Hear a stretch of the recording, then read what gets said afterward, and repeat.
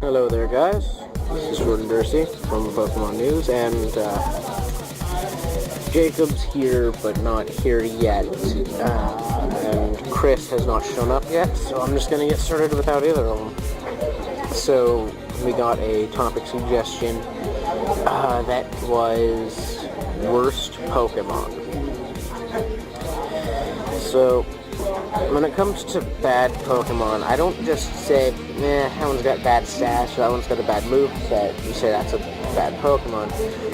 But I do say that there are a few Pokemon that are definitely bad.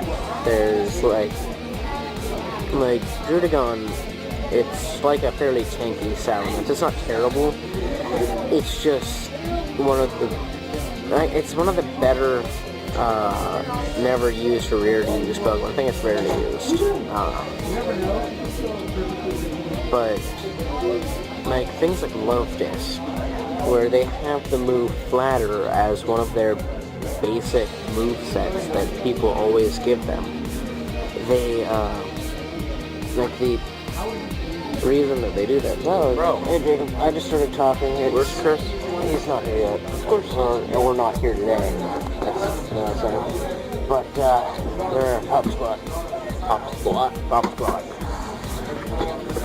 Today's topic is worst Pokemon. Worst Pokemon? Yes. I started off with Love Disc. No. Yes. Love Disc. No. Yes, it's terrible. You have to admit, Flatter is one of the worst moves ever. But it's not. Flatter is like Swagger. If Swagger didn't affect. You know, guys all know that I'm absolutely kidding. Love Disc is horrible.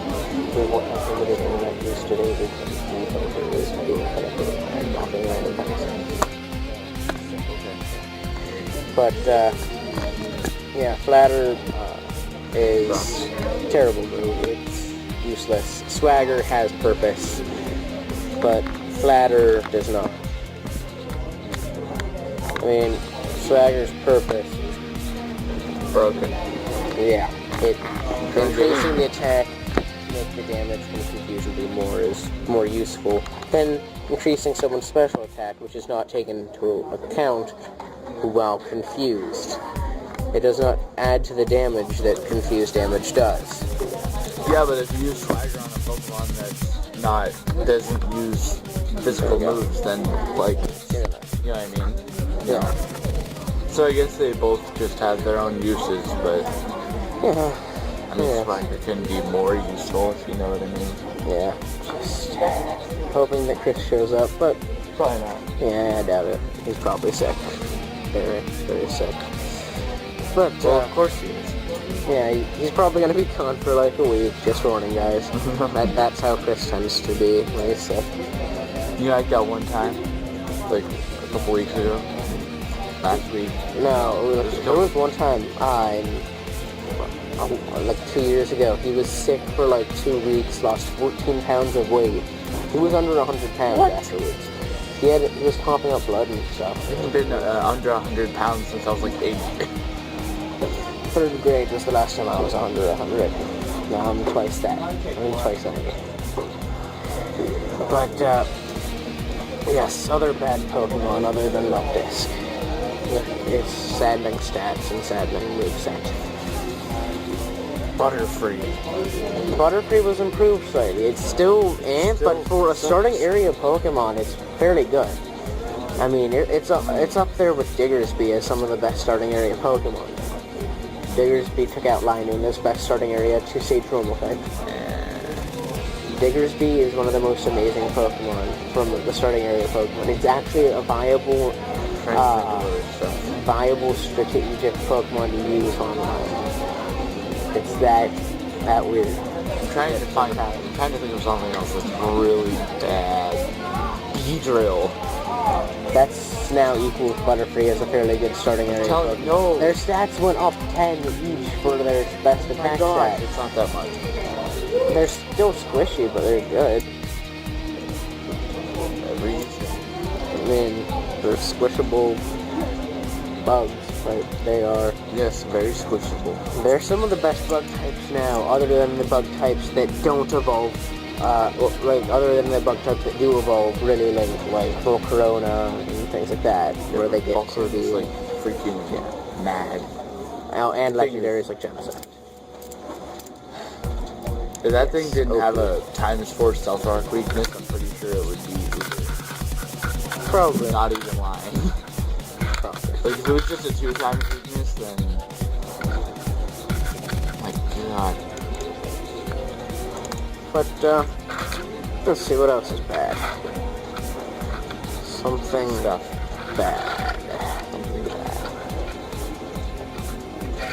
This guy's imagination.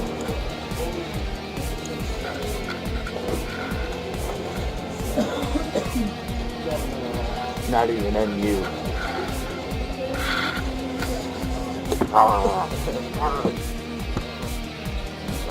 Okay. No, but a Pokemon that sucks is Sceptile. Sceptile's bad. Well, Sceptile is its issue is that its signature move. Its signature move is a physical attack when it's best with its special attack. And the thing was, when Sceptile was made, Leaf Blade was still a special attack. Stop, it was good. Stop. Now let's compare it to its 2 other 3rd gen counterparts. Otherwise, Blaziken's overpowered, especially with speed. And Swampert has a double weakness. So Swampert gets taken out as one of the best ones, even though it is one of the most popular. I love Swampert. It's just that the double weakness on it makes it. Like, remember in 4th gen, when like everybody had a Swampert on their team because it was. No, I didn't do much. Well, basically, train teams for Battle Revolution. Well, basically, it was a lot of waterfalling, a lot of earthquaking, and stealth rock. Oh yeah, it has a great move set. It's just that it's fairly slow, and if anybody has a grass type, it's dead. I mean, if I see that thing on someone's team, I always make sure bring a grass type. That's why you always combo it with something that promotes those. I mean, it's so easy to one-shot a Swampert with a Go-Go, even Horn Leech. I mean, one Horn Leech, I've gained like tons of health. Swampert's not bad. It's not bad, but it's not bad. It's like, I think last gen and 5th gen it was UU. I want to say it was UU. And the gen before it was obviously OU. You know what you do? You know what? You know how you hate Drudagon? Yes. It's the best RU. Yeah, exactly. It's the best. It's the best RU because if it wasn't used so little because it was slow, it would actually be likely in the OU tier or borderline OU. What's its speed? Its speed is slow, but it has it's like a tanky Salamence. It's like if Salamance's speed was put into defenses. Horrible and completely weird. It's actually fairly useful. It's a balanced one, other than speed. But so we've got guys. So we hope you love this. Hope you love this. Yeah, well, love this. You don't have to do that. Okay.